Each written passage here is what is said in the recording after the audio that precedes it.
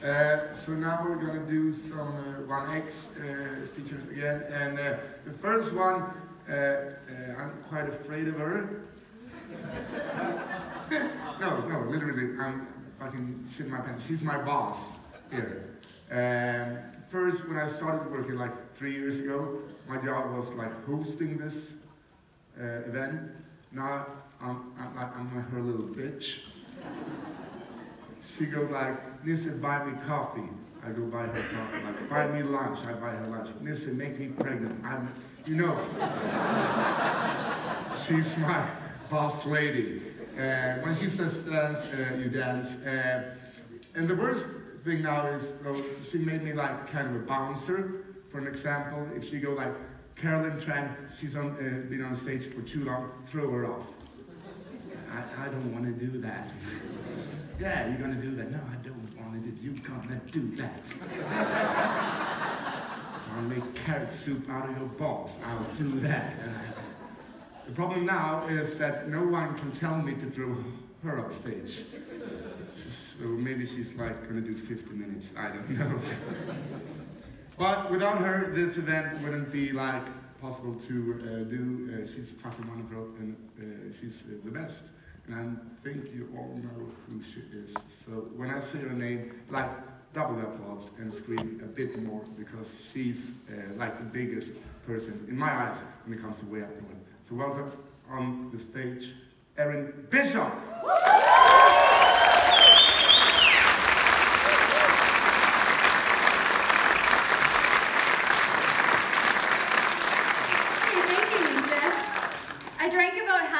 Coffee, so if there could be a new one when I get off, that would be perfect. My name is Erin, and I control the timer, so I'm just not going to start it right away. I need to give myself like 13 minutes, but I do want to say, actually first, Rebecca, can I have like half in the house so I can see the people? Thank you. I do want to say thank you to everyone here. I know Cole and Jakob never get up and talk, and this community, the Way Up North community, is amazing. I come from Canada, I'm a wedding planner, and I've been like welcomed into this world of European wedding photographers, and you guys are so supportive and lovely to each other and to us, so give yourself a round of applause, because we love you.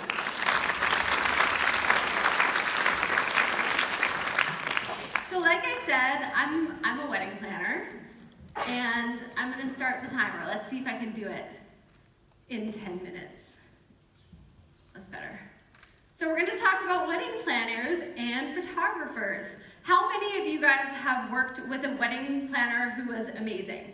You can clap, or hands. Hands is good. Okay, so a few of you, that's good. How many of you have worked with a wedding planner who seemed like their goal was to ruin your life? Right? You can be honest, I won't be upset. Like anything in life, any job, there's really great wedding planners and there's really shit ones. We'll acknowledge that there are great ones, but we don't need to talk about the great ones. So today, for the next 10-ish minutes, we're going to talk about the shitty ones, and mainly how to turn those shitty ones into the great ones. So let's do that. I'm going to use the word dumb a lot for a minute. That's because I like the word dumb, it's fun to say. But when I say dumb, what I actually mean is ignorant, and by that I mean lacking knowledge, information, or awareness about a particular thing. I don't like the clicker, I'm just going to touch the laptop. In life, I have a little philosophy, and I feel like this is useful in like everyday life, but definitely also when dealing with a wedding planner, and I call it the dumb versus evil scale. So whenever someone is doing something that's annoying to you, you can think to yourself, is this person dumb? And by that I mean, they just don't know better. Or is this person evil, and that's someone who knowingly does something annoying, but they do it anyways. So the evil people, those are assholes, and you can get mad at them and get upset, they deserve it. But the dumb people are actually not that bad. They're just like little lost sheep who need help finding the way, but there's hope for them, and they can be taught. So Hate those people, don't mind those people. It will help you in life. So with that in mind, I just want to point this out. Wedding planners are not evil. They're just dumb. So, feel free to take a photo of this slide. So when you're feeling that wedding planners are dumb, the reason for that is they're just not photography experts. There was a time when I also was not a photography expert, which means I was a shitty wedding planner long ago. So I'm going to share a few things that I didn't used to know that photographers taught me along the way. Important shit I did not know. So outdoor portraits in the first look should not be scheduled at noon. I didn't know that. I didn't know about lights and shadows and like the golden hour. How would I know? I'm not a photographer, so someone taught me that one. Getting ready locations should ideally be pretty and tidy and have light. As a wedding planner, like I have so much influence over where that happens, it just never occurred to me until someone asked me. I should stay the fuck out of the photos. I never knew that because I'm like, oh, get the bride down the aisle or whatever it is I'm doing. I'm not thinking about that. But one time I saw a photo of like a bride going down the aisle and I was like, out the side. That had to happen for me to know. Uncle Bob should be dealt with swiftly. Like, as the wedding planner, I have the power to be like, you sit, stay, give me that camera, or whatever. I just didn't know at first. You guys are so nice to Uncle Bob. I've seen it. You're like, oh, sir, could you please stay in your seat? And I'm like, give me that camera. I should schedule time for sunset photos because you assholes are going to take the bride and groom anyways. So, as long as I know it's coming, right? Yes. This one I think you guys will clap for. I should break knees, if need be, to ensure the photographers get a real hot meal.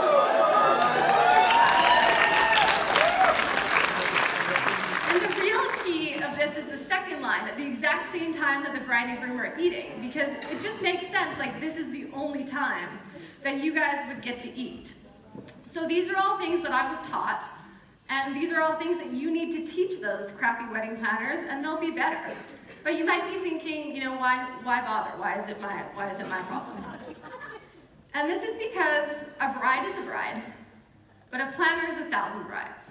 So rather than educating each bride each and every time about all of these things that you would like to have happen ideally, if you get a planner in your corner and you teach them, it's stressing me out.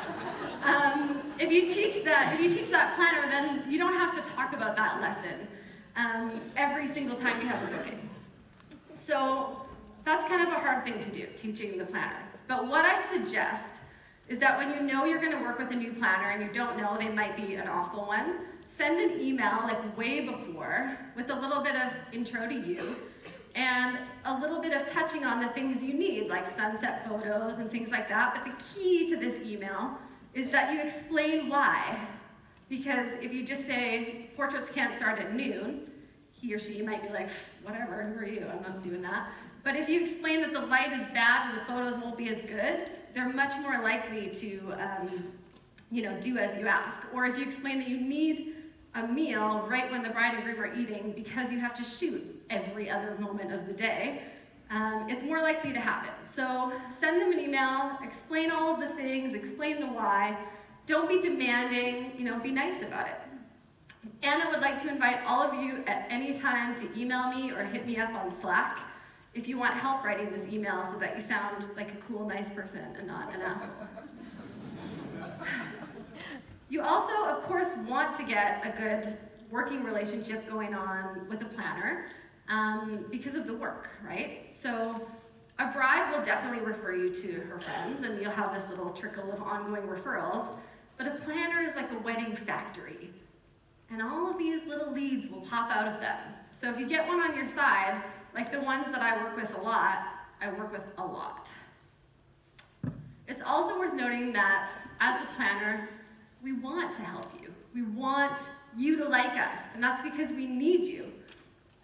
We do this job planning that's like completely intangible, and really all we have is photos to show what we do. Sorry, I keep looking at you. You're just so friendly looking. Like, this talk is to do. So does anyone know what this is? It's this. It's my portfolio without photography. And this is why we love our photographers so much, is because everything looks so much better with photos. And it's only possible for me to share this because photographers captured it. Our interests are more aligned than you think. You know, a lot of people feel like planners and photographers are like enemies, but we all want to have happy clients. We all want to have beautiful photos. We want the day to be smooth and easy, so we can help each other to achieve this.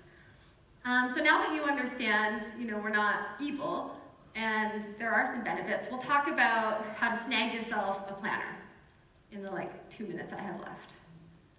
Maybe 5.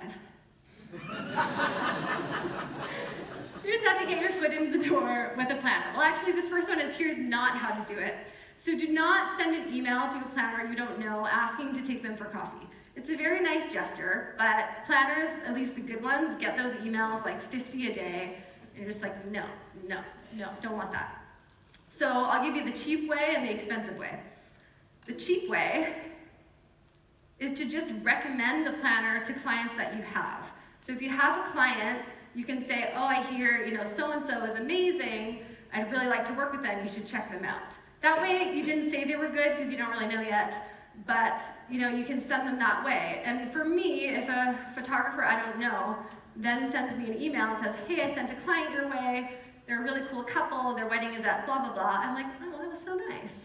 And I'll remember that person, and then hopefully we'll work together, and we'll talk about that in a minute.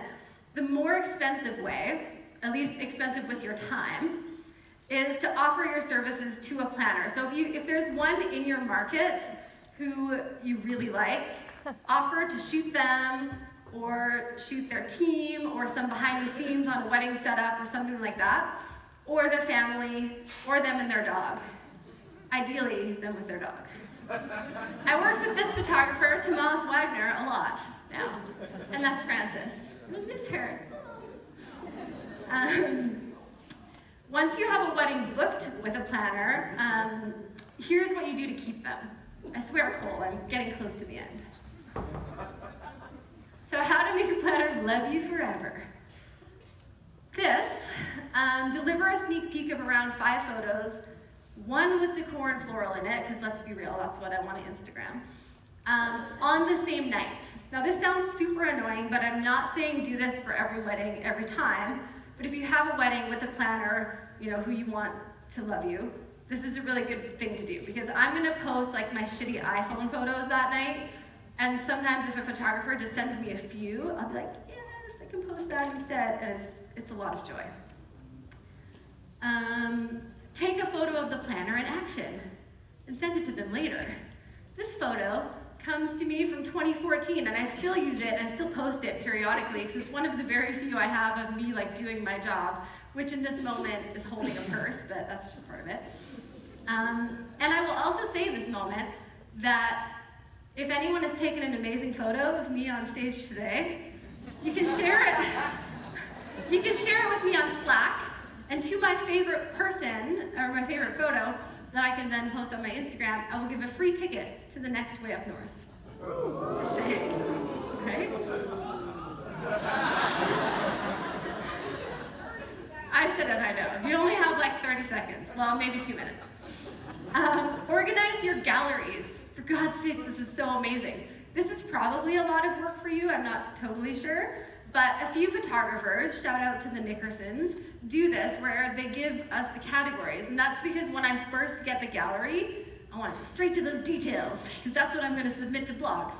And then I look at portraits. The last thing I want to look at is the family photos, because I have no heart, but I will look at them eventually.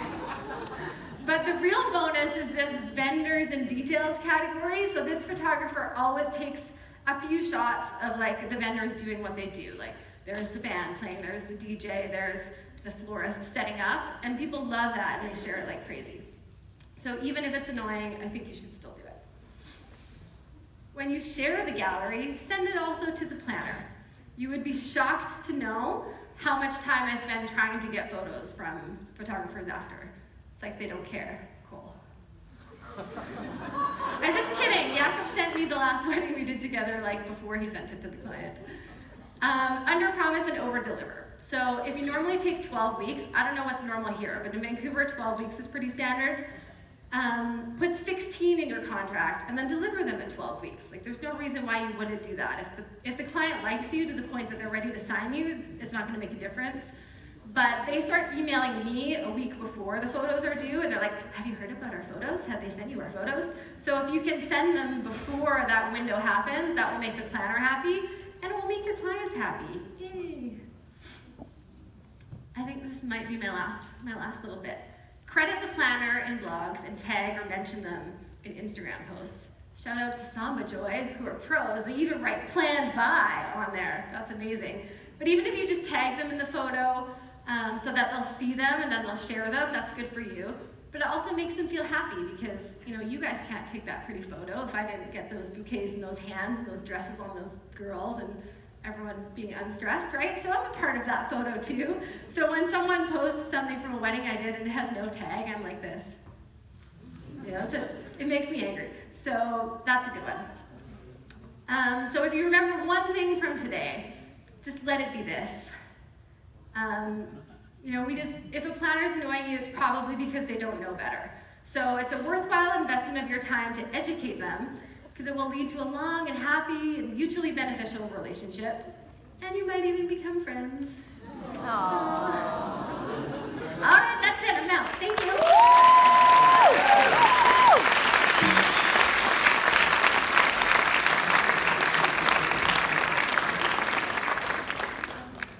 10 minutes short.